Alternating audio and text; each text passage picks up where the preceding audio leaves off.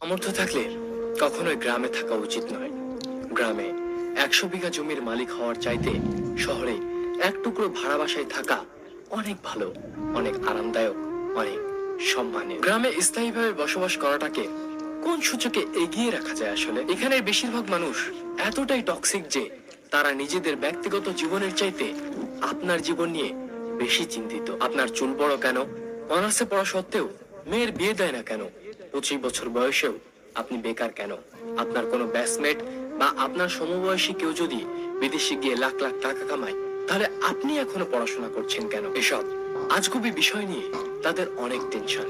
মাঝে মধ্যে তারা এমন কিছু বিষয় নিয়েও চিন্তিত হয় যেসব বিষয় নিয়ে আপনার ফ্যামিলিও মাথা ঘামায় না। গ্রামের টক্সিসিটির আরো একটি বিরাট পার্ট হচ্ছে ঝগড়া। আপনি এমন কোনো বাড়ি খুঁজে পাবেন না যেখানে জায়গা জমি নিয়ে বিবাদ বা বিরোধ নেই। প্রত্যক্ষ এবং পরোক্ষভাবে এই ফ্যামিলি সেই ফ্যামিলি একজন আরেকজনের সাথে ঝগড়াই লেগেই থাকে। 1 ইঞ্চি জায়গা জমি নিয়ে মামলা মোকদ্দমা, অশ্লীল ভাষায় গালাগালি, মাথা ফাটাফাটি চলতেই থাকে হরহামেশা। এইজন ওইজনের নামে গোপনে প্যাঁচ লাগিয়ে ঝগড়া বাঁধিয়ে দেওয়া, কাউকে পছন্দ না হলে তার জায়গায় জনে জনে কুৎসা রটনা করা, এমনকি বিবাহের প্রস্তাব আসলেও গোপনে প্যাঁচ লাগিয়ে দেওয়া যেন গ্রামের মানুষের নিত্যদিনের কাজ। গ্রামের বেশিরভাগ মানুষ এতটাই অজ্ঞ যে তারা সফটওয়্যার ইঞ্জিনিয়ার বোঝে না, ইলেকট্রিক্যাল ইঞ্জিনিয়ার বোঝে না, এমনকি এমবিবিএস ডাক্তার মানেও তারা বোঝে না। তাদের কাছে সরকারি চাকরি মানে পুলিশ হোক সে কনস্টেবল, আর্মি হোক সে সৈনিক, পিয়ন কিংবা প্রাইমারি স্কুলের শিক্ষক, এগুলোই তাদের কাছে সরকারি চাকরির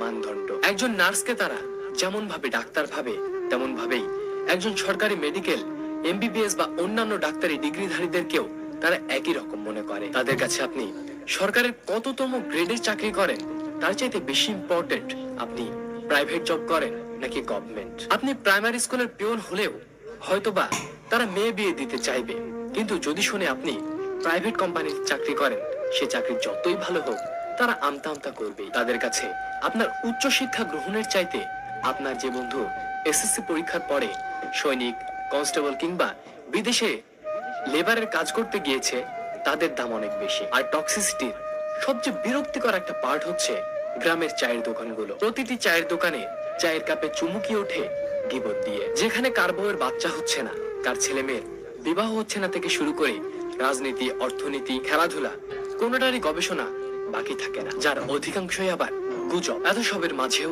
আপনারও গ্রামে কিছু শুভাকাঙ্ক্ষী থাকে যারা আপনাকে বোঝার চেষ্টা করে, যারা অন্যের জীবন নিয়ে এতটা আগ্রহী বা উৎসাহী নয়। তারা মানে যে উচ্চ শিক্ষা গ্রহণের চাইতে বিদেশ চলে যাওয়া কিংবা